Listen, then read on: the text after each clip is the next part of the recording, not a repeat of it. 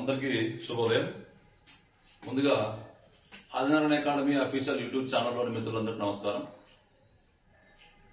ఈ ఏపీ డిప్యూటీఓకు సంబంధించి మెయిల్స్ ప్రక్రియ ప్రారంభమైపోయింది. కొంతమంది వాస్తవంగా నేను ఒక 10 to 15 days వెయిట్ చేశా.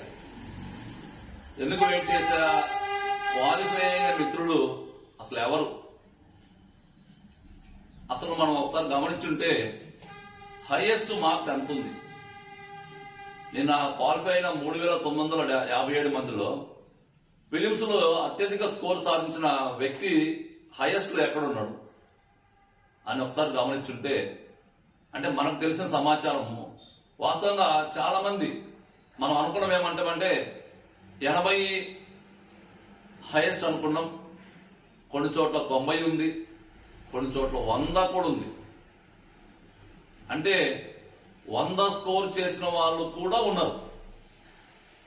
100 స్కోర్ చేసిన వాళ్ళు కూడా ఉన్నారు. 100 నుంచి 90 మధ్య కొంతమంది ఉంటే, 90 నుంచి 80 మధ్య కొంతమంది ఉంటే, 80 నుంచి 70 మధ్య, అంటే ఇక్కడ 100 నుంచి 90 మధ్య ఉండే వారి సంఖ్య తక్కువ. 90 నుంచి 80 మధ్య ఉండే వారి సంఖ్య కొంచెం ఎక్కువ. 80 నుంచి 70 మధ్య ఇంకా కొంచెం ఎక్కువ. 70 నుంచి 60 మధ్య ఇంకా కొంచెం ఎక్కువ. 60 నుంచి 50 మధ్య ఇంకా కొంచెం ఎక్కువ. 50 నుంచి 49 మధ్య ఎక్కువ. అంటే క్రమక్రమంగా పైనుంచి కిందకి వచ్చే కొద్దీ సంఖ్య పెరిగింది. అయినప్పటికీ 100 నుంచి 70కి మధ్య 100 నుంచి 70కి మధ్య చాలా తక్కువ మందే కనిపించారు.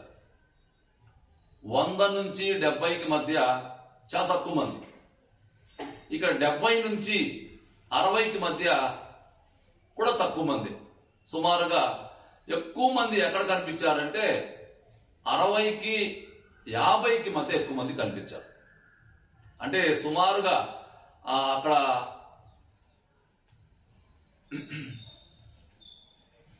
ఒక 800 వేసుకుంటే ఎక్కడి నుంచి 100 నుంచి 60 వరకు ఒక 800 వేసుకుంటే రిమైనింగ్ 3000 మంది 60కి 50కి మధ్య ఉన్నారు. రిమైనింగ్ 3000 మంది 60కి 50కి మధ్య.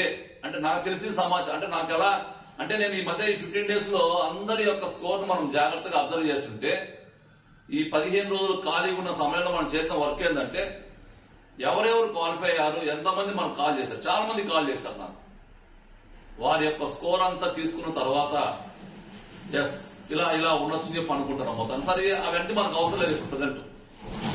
అంటే నేను ఒక అనాలిసిస్ కోసం మాత్రం మీకు, అంటే అక్కడ జనరల్ స్టడీస్ లో అధికంగా స్కోర్ సాధించిన వాళ్ళు 70 పైన ఉన్న వాళ్ళు సుమారు ఒక 300 మంది ఉండొచ్చు సుమారుగా.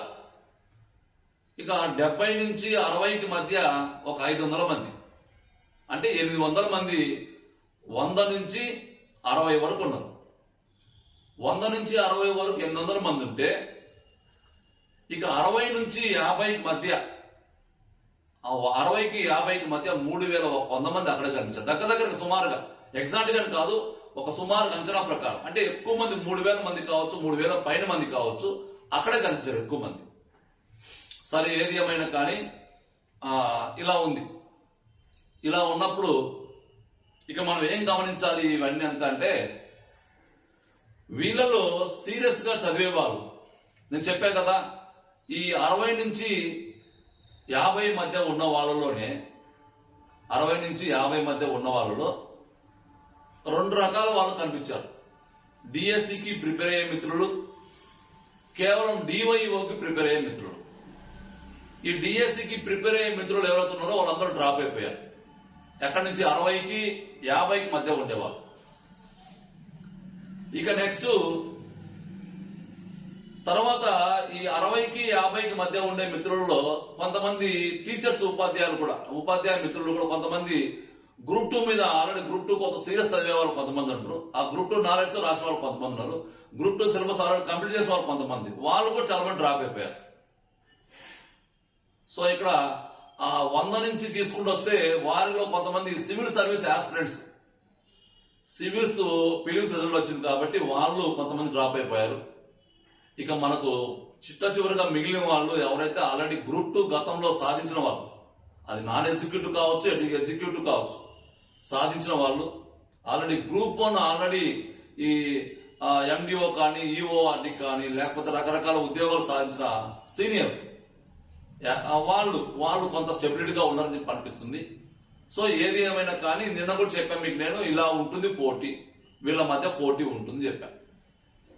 సో ఈ పోటీకి అనుగుణంగా ఈ సివిల్స్ మిత్రులు ఎవరైతే ఉన్నారో, లేకపోతే సరే ఫర్ ఎగ్జాంపుల్ గ్రూప్ 2 చదువుతూ గ్రూప్ 2 సాధించిన వాళ్ళు ఎవరైతే ఉన్నారో, గ్రూప్ 1 సాధించిన వాళ్ళు ఎవరైతే ఉన్నారో, వీళ్ళకి ఎడ్యుకేషన్ 1 ఎడ్యుకేషన్ 2 కంప్లీట్ గా కొత్త. మీరు ఒక్కసారి సీరియస్ గా చదవాలి అనుకున్న వాళ్ళు మాత్రము కంపల్సరిగా మీకు వచ్చిన ఈ సువర్ణమైన సమయం, మీరు బాగా ఆ సిలబస్ మొత్తాన్ని ఒకసారి వినండి. ఫస్ట్ ఎవరు చెప్పినా పర్లేదు, ఒకసారి వినండి. అది ఆ వినేటప్పుడు కూడా మంచి వాళ్ళని చూస్ చేసుకోండి. మంచి వాళ్ళు అంటే సైకాలజీ ఎవరు చెప్పారు, ఫిలాసఫీ ఎవరు చెప్పారు, ట్రెండ్స్ ఇన్ ఎడ్యుకేషన్ ఏంటి, ఇవన్నీ కూడా ఒక్కసారి వినండి. అలాంటి టీచర్స్ వినేశారు, మీరు వినలేదు, మీరు ఒకసారి వినండి. విన్న తర్వాతనే మీరు తర్వాత టెస్టులు రాయండి తప్ప టెస్టులు ఊరగా రాస్తుంటే ఉపయోగం ఉండదు. చదివి విన్న తర్వాత టెస్టులు రాస్తే ఉపయోగం ఉండదు, కానీ చదవకుండా వినకుండా టెస్టులు రాస్తే మాత్రం ఉపయోగం ఉండదు.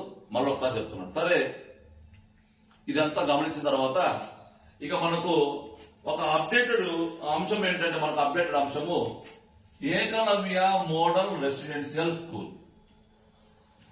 Eklavya model residential school. ఈ ఏకలవ్య మోడల్ రెసిడెన్షియల్ స్కూల్ అనేది 6 నుంచి 12వ తరగతి వరకు ఉంటుంది. ఇక్కడ విద్యార్థులకు ఎడ్యుకేషన్ తో పాటుగా అంటే అకాడమికే కాకుండా విద్యార్థిని ఆల్ రౌండ్ గా అభివృద్ధి చేసే ఒక విద్యా సంస్థ. అన్ని విభాగాల్లో అభివృద్ధి చేస్తుంది విద్యార్థిని, ఒక ఎడ్యుకేషనే కాకుండా. ఇక్కడ మొత్తము స్కూల్, ఒక్కొక్క ఏకలవ్య మోడల్ రెసిడెన్షియల్ స్కూల్లో విద్యార్థుల కెపాసిటీ తీసుకుంటే 480. ఈరోజు దేశవ్యాప్తంగా 400 ఏకలవ్య మోడల్ రెసిడెన్షియల్ స్కూల్స్ ఉన్నాయి, దేశవ్యాప్తంగా ఉన్నాయి. మరి ఎందుకు ఈ యొక్క ఏకలవ్య మోడల్ రెసిడెన్షియల్ స్కూల్లో ఉండే సిబ్బంది అంటే టీచింగ్ కావచ్చు, నాన్ టీచింగ్ కావచ్చు, ఈ సిబ్బందిని national education society for tribal students, national education society for tribal students, ఇదొక సొసైటీ. ఈ national education society for tribal student అనే సంస్థ కేంద్ర గిరిజన సంక్షేమ శాఖ కింద పనిచేస్తుంది. ఈ కేంద్ర గిరిజన సంక్షేమ శాఖ కింద పనిచేసే ఈ సంస్థ ఏం చేస్తుంది, మొత్తానికి ఏకలవ్య మోడల్ రెసిడెన్షియల్ స్కూల్లో ఉండే టీచింగ్ స్టాఫ్ కావచ్చు, నాన్ టీచింగ్ స్టాఫ్ కావచ్చు, రిక్రూట్ చేస్తుంది. రిక్రూట్ చేస్తుంది అంటే వీళ్ళని ఈ యొక్క సొసైటీ తరఫున వాళ్ళు రిక్రూట్ అవుతారు. అంటే ఈ ఎగ్జామ్ ఇది కండక్ట్ చేయరు, కానీ దీని తరఫున రిక్రూట్ అవుతారు వాళ్ళు.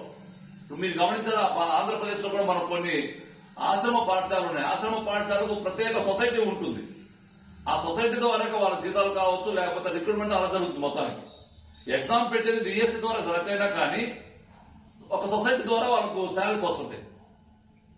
మరి ఇప్పుడు ఎందుకు ఇది వార్తల్లో ఉంది అంటే, దీనికి ఈ ఏకలవ్య మోడల్ రెసిడెన్షియల్ స్కూల్లో ఉండే టీచింగ్ స్టాఫ్ కావచ్చు, నాన్ టీచింగ్ స్టాఫ్ కు సంబంధించిన రిక్రూట్మెంట్ ప్రక్రియ 2023లో నేషనల్ టెస్టింగ్ ఏజెన్సీ ఈ ఎన్టీఏ అనేది చేపట్టింది.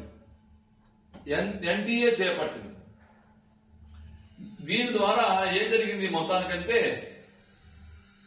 ఇక్కడ ప్రధానంగా ఈ యొక్క రిక్రూట్మెంట్ లో ఎవరికైతే హిందీ ఫ్లూయెన్సీగా ఉంటుందో, ఇక్కడ మనకు కొత్తగా ఏం చేశారంటే Hindi competency requirement has created. అంటే ఇక్కడ హిందీ మీద బాగా అవగాహన ఉన్న వాళ్ళు, హిందీ పట్ల బాగా పట్టున్న వాళ్ళు ఎవరైతే ఉన్నారో వాళ్లకు ఉపయోగపడే మాదిరిగా ఈ ఎన్టీఏ 2023లో ఎగ్జామ్ పెట్టేసింది. సో ఈ ఎగ్జామ్ ఏం జరిగింది, దేశవ్యాప్తంగా ఉన్న ఏకలవ్య మోడల్ రెసిడెన్షియల్ స్కూల్స్ లో అందరూ నార్త్ ఇండియా వాళ్ళు ఎక్కువ మంది సెలెక్ట్ అయ్యారు. నార్త్ ఇండియా వాళ్ళు ఇవి for example Eklavya model residential school ఇక్కడ మనకు శ్రీశైలం దోర్నాల దగ్గర ఉంటుంది. దీనికి దాంట్లో పనిచేసే సిబ్బంది ఎక్కడి నుంచి వచ్చారు, మొత్తానికి హర్యానా నుంచి వచ్చారు, లేకపోతే హిమాచల్ ప్రదేశ్ నుంచి వచ్చారు. అంటే ఎవరికైతే హిందీ పట్ల బాగా పట్టుంటుందో, హిందీ కాంపిటెన్సీ పట్ల బాగా మక్కువ ఉంటుందో వాళ్ళు ఈ టెస్ట్ లో ఎక్కువ మంది సెలెక్ట్ అయ్యారు. ఇది దేశవ్యాప్తంగా పెట్టే టెస్ట్. ఇది సుమారుగా ఈ టెస్ట్ లో 38,000 మందిని సెలెక్ట్ చేశారు. దేశవ్యాప్తంగా 400 ఏకలవ్య మోడల్ రెసిడెన్షియల్ స్కూల్లో పనిచేసే టీచింగ్ అండ్ నాన్ టీచింగ్ సిబ్బంది. వీళ్ళు మనం గమనించేది ఇప్పుడు మీ మధ్య బాగా గొడవ అవుతుంది. తెలంగాణ స్కూల్స్ లో కూడా ఈ ఏకలవ్య మోడల్ రెసిడెన్షియల్ స్కూల్లో పనిచేయడానికి హర్యానా వాళ్ళు అక్కడ నియమితులయ్యారంట. హర్యానా వాళ్ళు అంటే అర్థం ఏంటి, ఈ యొక్క ఎన్టీఏ నిర్వహించిన ఈ ఎగ్జామ్ లో హిందీ మీద పట్టు ఎవరికైతే ఉంటుందో వాళ్ళందరూ కూడా చక్కగా మంచి పర్ఫార్మెన్స్ చూపించగలిగారు. ఎక్కువ మంది హిందీ నార్త్ ఇండియా వాళ్ళు ఎక్కువ మంది సెలెక్ట్ అవుతున్నారు, దీనివల్ల సౌత్ ఇండియా వాళ్ళు పూర్తిగా కోల్పోతున్నారు అనేది ఒక వాదన. కాబట్టి మనకి ఏకలవ్య మోడల్ రెసిడెన్షియల్ స్కూల్ అనేది మన సిలబస్ లో ఎక్కడ ఉపయోగపడుతుందో మీకు ఆల్రెడీ చెప్పాను మనం ఇంతకుముందు. ఏకలవ్య మోడల్ రెసిడెన్షియల్ స్కూల్ అనేది మన సిలబస్ లో మనకు ఎడ్యుకేషన్ టూల్ ఎక్కడ ఉపయోగపడుతుందో ఉపయోగించుకొని దానిని ఎవరికి దానికి అనుకూలంగా ఉండే సొసైటీ ఏంటి, అది ఏ క్లాస్ నుంచి ఏ క్లాస్ వరకు హ్యాండిల్ చేస్తుంది, ఒక్కొక్క మోడల్ స్కూల్లో ఎంత కెపాసిటీ ఉంటుంది, ఓకేనా. తర్వాత ఇక్కడ ఏం చేస్తారు, మొత్తానికి 50% గిరిజన జనాభా ఉండే ప్రాంతాల్లో దీన్ని ఏర్పాటు చేస్తారు. లేకపోతే కనీసం 20,000 గిరిజన జనాభా ఉండాలి. ఏ బ్లాక్ లో అయితే, ఏ మండలంలో అయితే గిరిజన జనాభా 20,000 పైగా ఉంటుందో ఆ మండలంలో మాత్రమే ఏకలవ్య మోడల్ రెసిడెన్షియల్ స్కూల్ ని ఏర్పాటు చేస్తారు. ఇక్కడ విద్యార్థికి ఎడ్యుకేషనే కాదు, విద్యార్థికి సంబంధించిన సర్వతాభివృద్ధి అంటే అన్ని రకాలుగా అతన్ని డెవలప్ చేస్తుంటుంది ప్రాస్పోర్చర్. ఎందుకు ఈ మధ్య వార్తల్లో ఉంది అంటే ఇక్కడ ఈ ఎన్టీఏ నిర్వహించిన ఎగ్జామ్ అనేది కేవలం హిందీ ప్రాంతాల్లో ఉండే అభ్యర్థులకు బాగా ఉపయోగకరంగా ఉంది, కానీ హిందీ ఏతర అభ్యర్థులకు మాత్రం బాగా ఇబ్బందికరంగా ఉంది అన్న ఉద్దేశంతో దేశవ్యాప్తంగా దీని పట్ల బాగా మరి నిరసన వ్యక్తమవుతుంది. ప్రధానంగా సౌత్ ఇండియాలో ఉన్న వాళ్ళకి ఎవరికి కూడా ప్లేస్మెంట్స్ రాదంట. దీంట్లో అంతా నార్త్ ఇండియా వాళ్ళు సెలెక్ట్ అయ్యారంట. మీరు గమనించుంటే రైల్వే ఎగ్జామ్స్ కూడా సేమ్ అంతా కూడా నార్త్ ఇండియా వాళ్ళకి ఎక్కువ వస్తాయి సౌత్ ఇండియా వాళ్ళ కన్నా. అంటే దీన్ని బట్టి మనకి ఏమర్థం అవుతుంది, దేశంలో ఏ పోటీ పరీక్ష దేశవ్యాప్తంగా పెట్టినప్పటికీ ఎవరైతే హిందీ ఫ్లూయెన్సీగా మాట్లాడి హిందీని ఫ్లూయెన్స్ గా అర్థం చేసుకోగలరో వాళ్ళకి మాత్రమే అనుకూలంగా ఉంటుంది తప్ప మిగతా వాళ్ళకి అనుకూలంగా లేకపోతుంది అనేది ఒక వాదన, ఒక సమస్య. సో దీనికి సంబంధించిన అప్డేట్స్ మనము సిలబస్ ఎక్కడ గుర్తుపెట్టుకోవాలో గుర్తుపెట్టుకుంటారు. ఓకేనా, థ్యాంక్ యూ.